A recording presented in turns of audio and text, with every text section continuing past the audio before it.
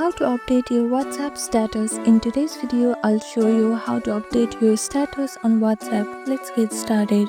First, make sure you have downloaded WhatsApp on a device. If not, for iPhone user, you can download it from App Store, and for Android user, you can download it from Google Play Store. After that, click on search bar and open WhatsApp. Make sure to log into your account. After you log in, you can see this updates option on the bottom left corner. Click on it. Now you can see your status on the top.